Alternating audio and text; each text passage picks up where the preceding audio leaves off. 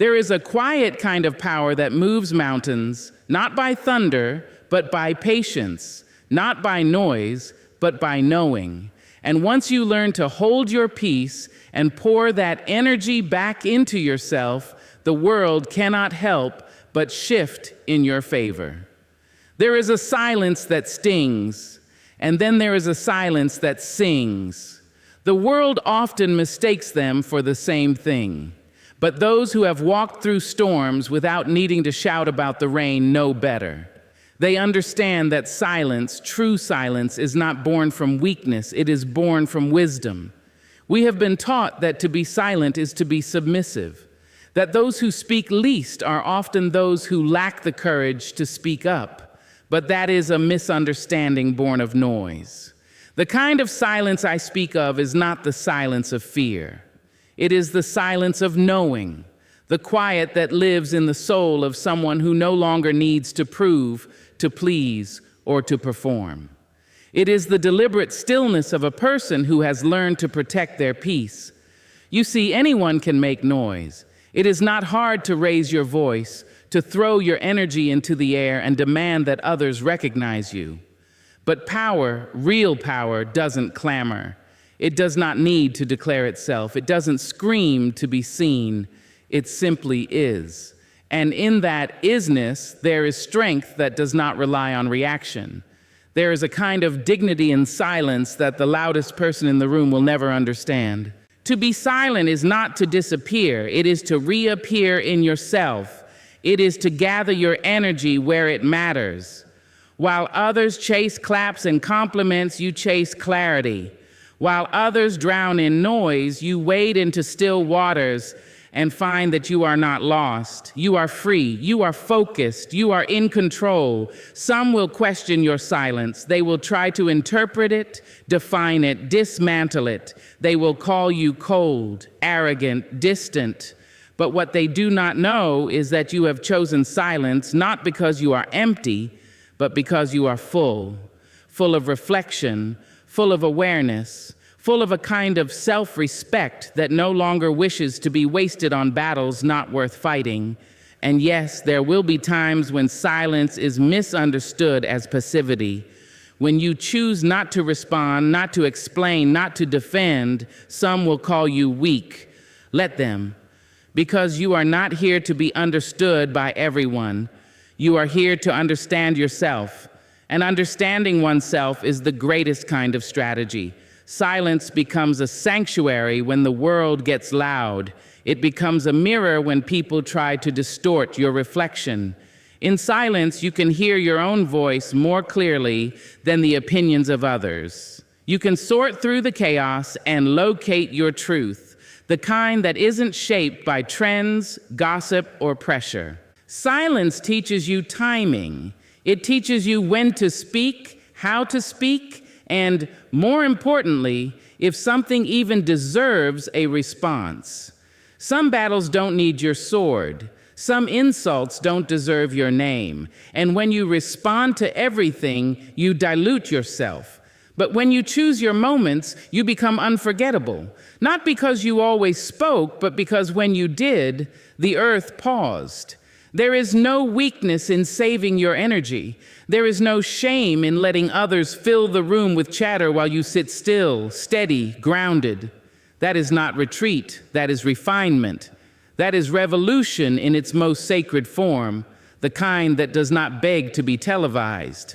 We live in a culture that glorifies the immediate, the loud, the constantly available. But not everything must be answered in real time.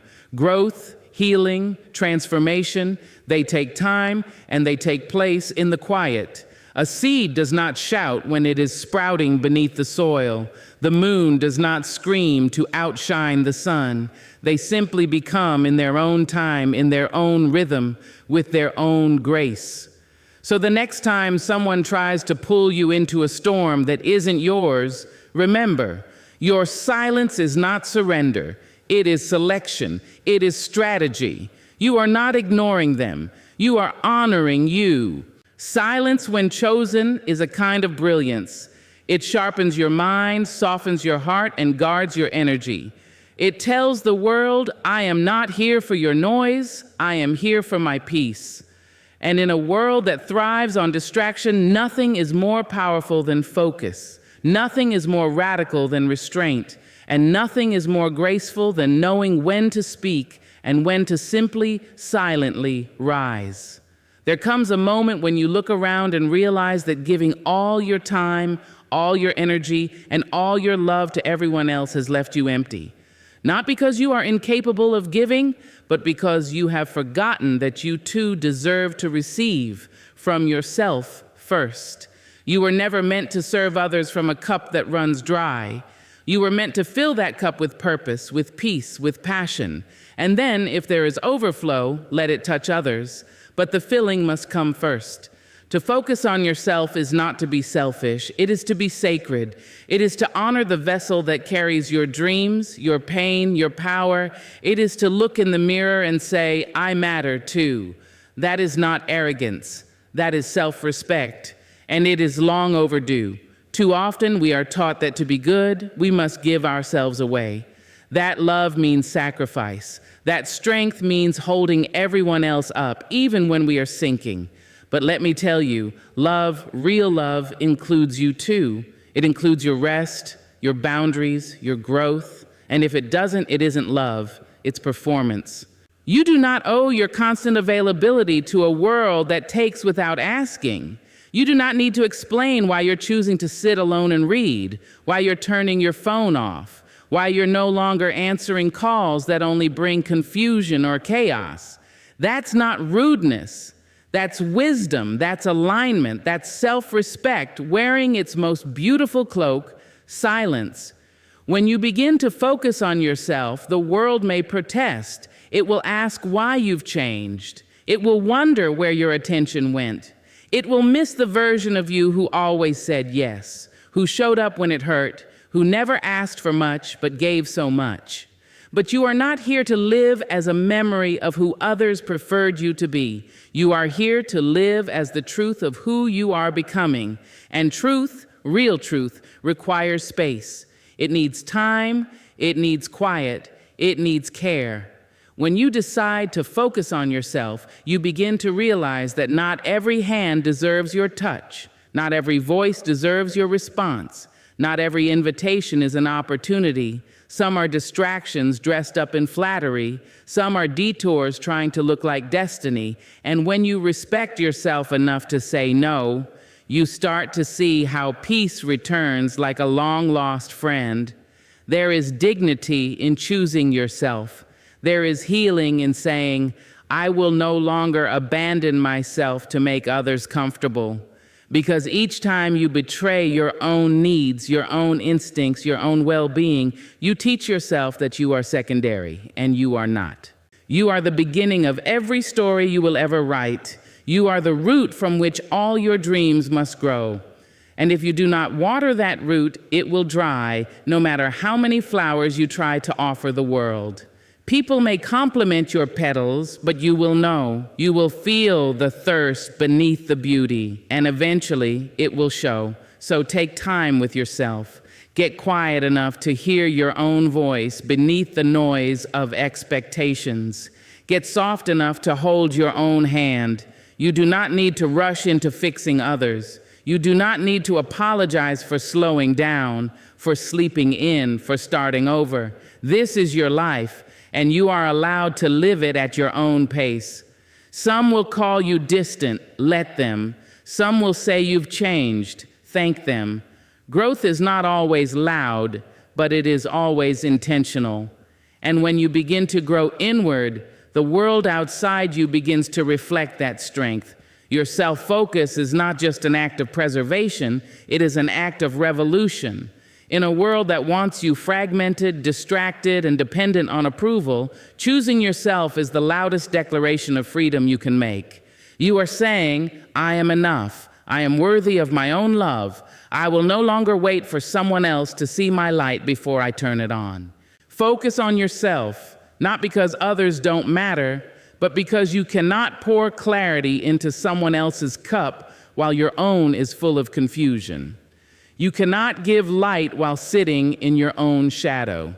And when you do this, when you begin to treat yourself as someone worth showing up for, everything starts to shift. People respond to the energy you give yourself. The more you respect yourself, the less tolerance you'll have for disrespect. The more time you give yourself, the more time you'll have for things that truly matter. And in the end, you will discover that self-focus was never selfish. It was survival, it was salvation, it was sacred. Growth is a quiet thing. It does not announce itself with trumpets or demand applause as it enters the room. It does not seek permission. It simply begins, softly, invisibly, like a seed stirring beneath the soil, long before anyone can see the evidence of its becoming. We live in a world that celebrates the show, the performance, the grand reveal. But growth doesn't live there. It lives in the silence after heartbreak. It lives in the long nights when no one is watching and you are left alone with your questions, your tears, your fears, and your hope. It lives in the quiet moments when you choose not to react the way you used to, when you choose to pause, to reflect, to sit with your pain instead of running from it. That's where real change takes root, not in the spotlight, but in the shadows where character is shaped and courage is born. There is something sacred about the quiet that holds our growing. It is not a silence of emptiness, but of presence. The kind of presence that listens deeply, that allows space for transformation to rise up from within. When everything is loud, we move fast, we distract ourselves, we chase things, but when it gets quiet, truly quiet, we're forced to meet ourselves, and that is where the growing begins. You cannot force a seed to bloom by shouting at it. You cannot rush it by pulling on its leaves.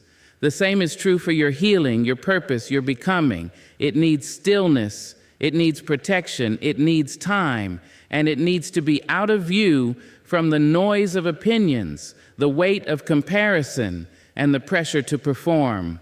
So many people give up on their growth because they cannot see the immediate fruit.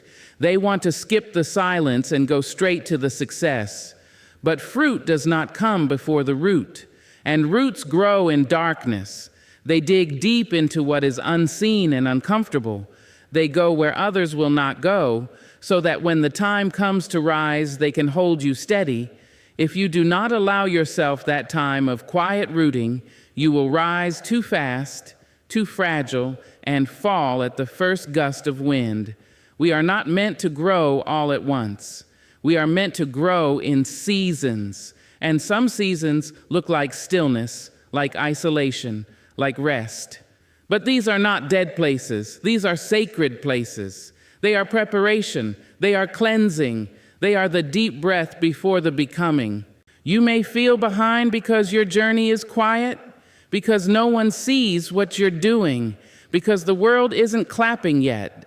But do not be fooled by the silence. Some of the most powerful things in life grow without witness. A mountain does not need an audience to rise. A tree does not ask for praise to stretch toward the sky. They simply rise quietly, faithfully, day after day. And you are no different. There is a pressure today to constantly announce our progress, to prove we are growing by sharing every step of the process. But real growth does not need to be announced. It reveals itself when the time is right.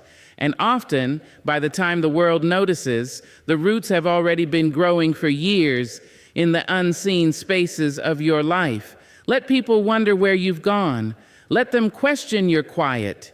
You do not owe them proof of your process. You owe yourself the patience to evolve without performance. You do not need to be loud to be becoming. Some of your greatest becoming will happen in moments so still, so soft, that only your spirit will know they've taken place. Stay there, in the quiet, in the stretch, in the unglamorous work of healing, rebuilding, becoming. Let the noise pass. Let the world rush. You are not late.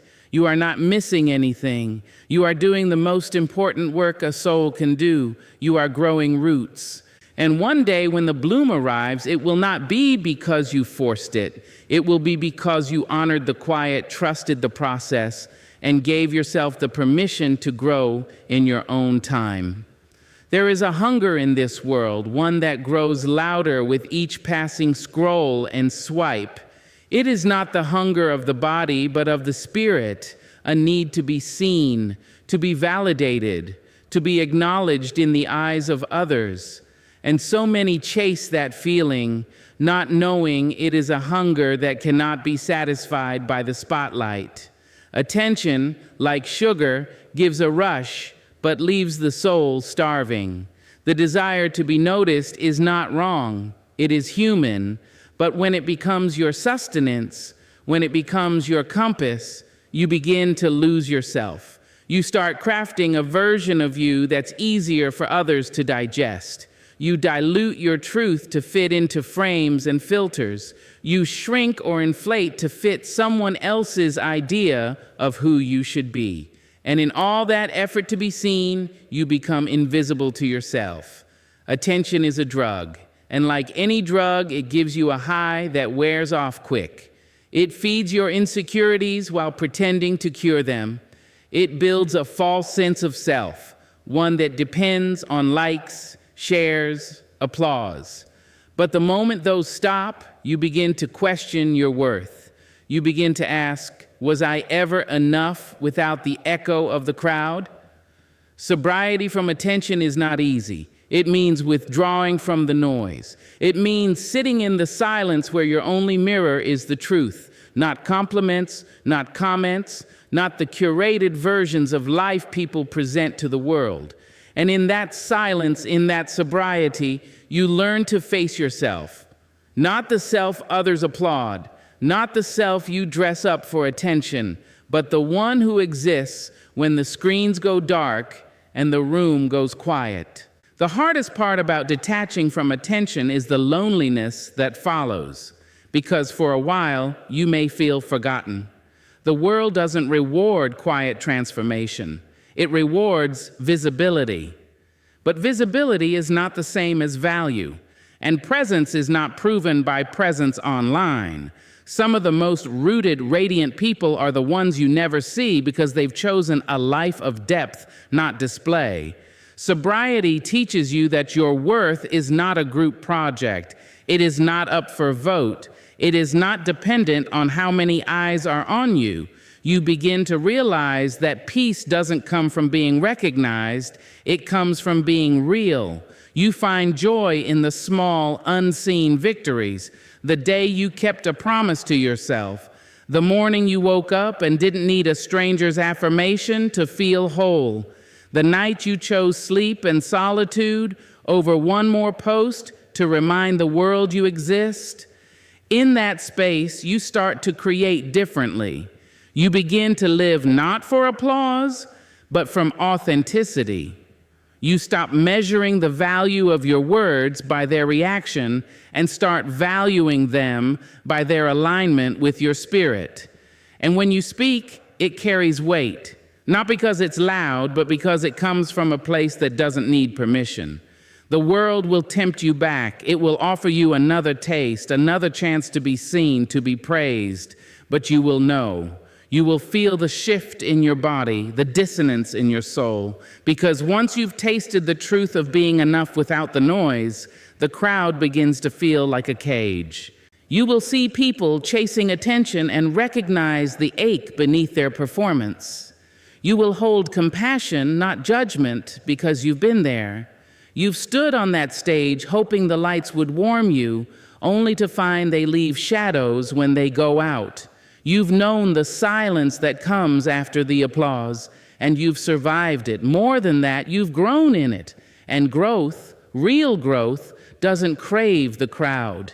It craves connection, first with yourself, then with what is real, what is steady, what does not change when the followers fall or the trends shift. You will crave conversations that don't start with, look at me, but with, let me know you. You will crave a life that feels full without needing to be watched. The drug of attention tells you that more eyes mean more value. But the truth is, The most meaningful things you'll ever do may never be seen.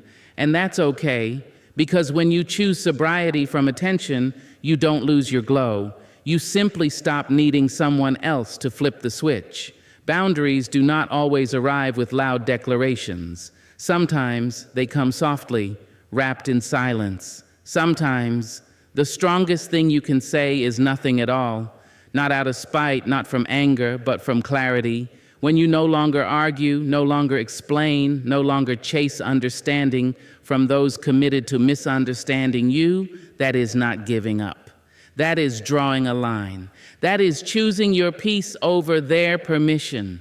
The silence where boundaries are built is not empty. It is deliberate. It's the kind of silence that comes when you've said it all before, when your voice has been stretched too thin, trying to hold up other people's comfort. It's the silence that says, "This time I choose me."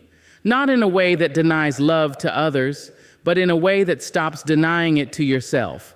There comes a moment when you realize that every time you say yes out of guilt, every time you let someone cross a line out of habit, you are training yourself to live smaller than you were made to be. And it is in that quiet realization that something powerful begins to grow. Not resentment, but resolve. Not distance, but direction. You don't need to explain your boundaries to everyone. You don't owe your silence an apology. Sometimes the most respectful thing you can do for them and for yourself is to step back, to pause, to become unavailable to what drains you. And in that sacred withdrawal, you begin the work of rebuilding the walls that protect the garden of your spirit. People may not like your silence. They may feel entitled to your energy, your time, your attention, especially when they've gotten used to your constant yes. But your healing does not require their agreement. Your peace does not depend on their comfort. The silence that builds boundaries is not cruel, it is careful. It is the kind of careful that says, "I see what I need now, and I will no longer ignore it." In the quiet, you learn to separate what is yours to carry from what you were never meant to hold. You begin to sort through all the inherited obligations, the emotional debts, the roles you were given but never agreed to. And with each realization, a line is drawn, not a wall to keep love out, but a door to let self-respect in. The beauty of boundaries is not in what they push away, it's in what they allow to flourish. When you stop overextending, you start to restore. When you stop explaining yourself to those who are committed to misunderstanding you, you start to hear yourself again. In that silence, your own voice returns, not loud, but sure. It tells you what you need. It tells you where your yes is sacred, and it tells you that no is a full sentence. Some will mistake your boundaries for distance. Let them. Some will accuse you of being cold, unkind, withdrawn. Let them. Your boundary is not about them, it's about your becoming. You are not withdrawing in bitterness. You are returning to your center. And from that place, everything that is truly meant for you can find you without crossing your peace to reach you. The silence where boundaries are formed is a teacher. It shows you who respects your limits and who only loved your access. It reveals which connections were rooted in reciprocity and which were built on convenience. And as painful as those revelations may be, they are necessary, because you cannot grow in soil that is constantly being walked on. You cannot bloom in a space where your needs are seen as inconveniences. In silence, you learn to choose differently. You learn that love that costs you yourself is not love. It's self-abandonment. You learn that protecting your energy is not selfish. It's sacred. And you learn that no one can honor your boundaries if you are too afraid to build them. It's not always dramatic. Sometimes it's just not answering the call, not opening the door, not replying to the message, not showing up where you were once expected to bleed quietly. You begin to live less from obligation and more from alignment. And as your silence deepens, so does your sense of self. You no longer need to scream your worth. You simply become someone who acts like they are worthy, and the world responds accordingly. The peace that follows this kind of silence is not the absence of noise, it is the presence of self. It is knowing that you are allowed to protect what is sacred within you. It is understanding that your time, your space, your energy, your joy, none of it is disposable. And the people who truly love you will never make you feel like it is. There comes a time when the crowd walks away, when the noise fades, the spotlight dims, and the applause stops echoing through your memory. At first, that silence feels like abandonment, like loss, like something in you has become invisible to the world. But over time, if you stay still long enough, if you resist the urge to beg the world to look again, something softer begins to happen. You begin to see yourself clearly, maybe for the first time, because transformation does not need an audience. It needs honesty. It needs space to break down the pieces of you that were shaped by approval, performance, or fear, and to uncover the parts that were always true, always sacred, just waiting beneath the surface. Real change doesn't come while you're trying to keep up appearances. It doesn't bloom under the pressure of perfection. It starts when you are no longer trying to impress and you begin the real work of becoming. You will know you are on the edge of transformation when everything familiar stops working, when the way you used to cope no longer soothes you, when the roles you played begin to feel too tight, too small, too scripted. That discomfort is not punishment. It is a signal. It's life calling you inward, calling you deeper. And it's no coincidence that it happens when no one is watching. The soul does not heal in public. It needs the safety of solitude. It needs to not be seen so that it can see itself. There's a kind of shedding that happens in the quiet. You start letting go of what you clung to for identity, the titles, the roles, the reactions you once depended on to feel valid. At first, it feels like loss, but then it starts to feel like freedom, because when you are no longer performing for the crowd, you realize you are free to be whole, not perfect, not polished, whole. It's easy to mistake attention for connection, but when the spotlight moves on, you are left to reckon with what's real. That is when the real work begins. You learn to speak kindly to yourself without needing someone else to affirm it.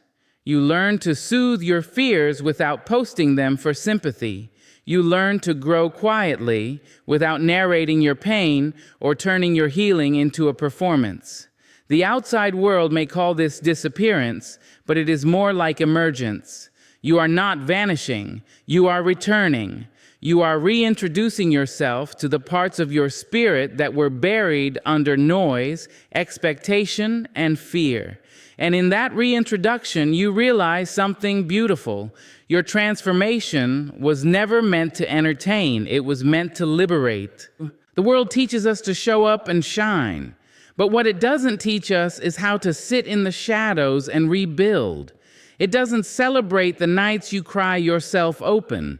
It doesn't reward the mornings you choose to forgive when no one knows the war you're fighting. But those are the sacred places, the unseen victories, the moments that shape who you are in ways no stage ever could.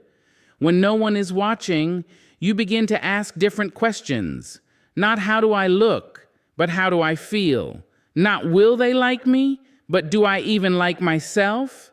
That shift changes everything. You stop chasing applause and start chasing peace. You stop striving for relevance and start searching for alignment. You begin to build a life that feels good on the inside, even if no one ever claps for it.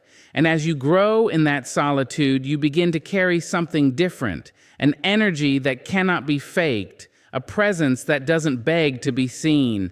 It just is, because when you've been to the bottom of your soul and made peace with what you found there, you no longer need the world's permission to be whole.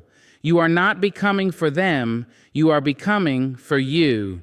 The irony is, once you no longer need to be seen, you are seen more clearly.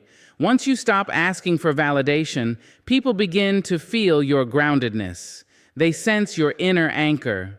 You don't speak louder, but your words carry more weight. You don't show off your healing, but it radiates through everything you do.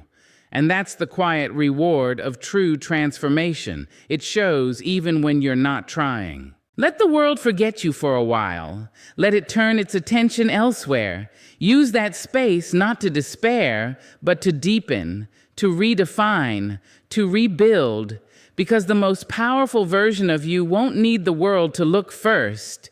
You'll arrive so full, so rooted, so real, that your presence will speak louder than any spotlight ever could. Let them wonder where you went. Let them whisper why you stopped explaining. Let them watch as you rise, not with noise, not with spectacle, but with a stillness so deep it commands the room. You do not need to be seen to be growing. You do not need to be loud to be heard. Focus on yourself, stay silent, and then just watch how life changes.